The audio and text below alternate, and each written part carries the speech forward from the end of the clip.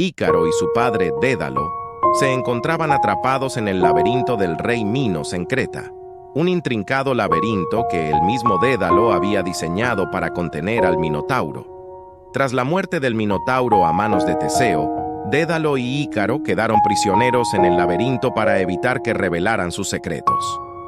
Dédalo, siendo un ingenioso inventor, ideó una forma de escapar: construir alas con plumas y cera.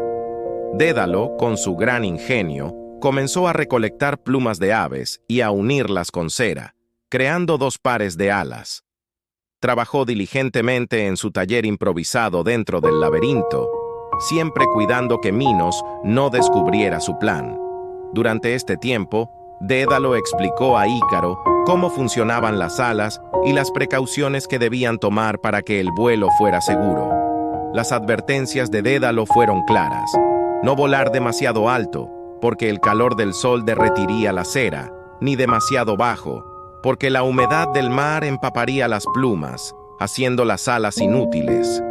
Con las alas colocadas, Dédalo e Ícaro se elevaron en el aire, logrando escapar del laberinto y de Creta.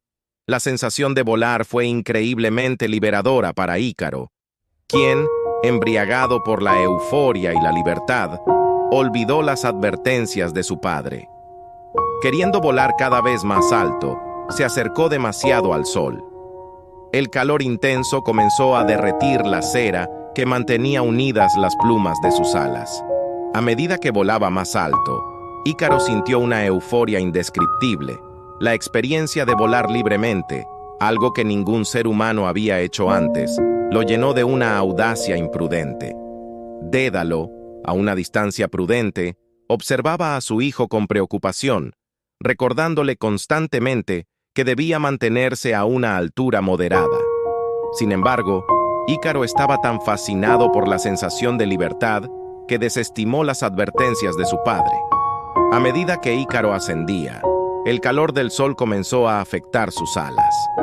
La cera empezó a derretirse lentamente, pero Ícaro, cegado por la emoción, no se dio cuenta hasta que fue demasiado tarde. Desesperado, trató de mantenerse en el aire, pero las alas se desintegraron completamente, dejándolo sin la capacidad de volar. Ícaro cayó desde una gran altura hacia el mar. Sus gritos desesperados resonaron en el aire, pero Dédalo, impotente, solo pudo ver cómo su hijo se precipitaba hacia las aguas.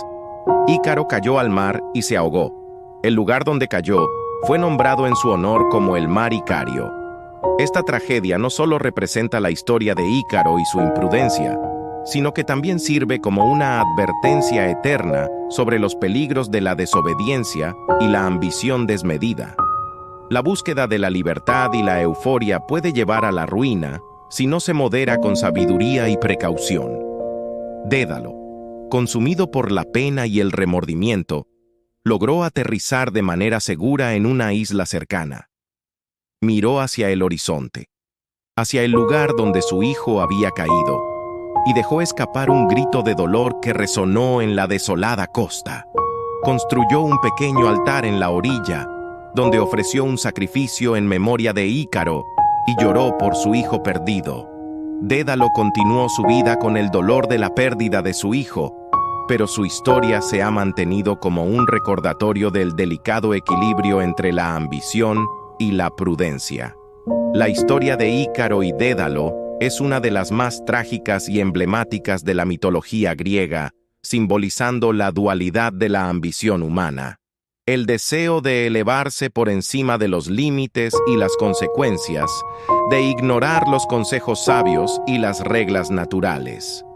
Esta narrativa no solo entretiene, sino que también ofrece profundas lecciones sobre la moderación, la prudencia y la importancia de seguir las advertencias de aquellos que nos desean el bien.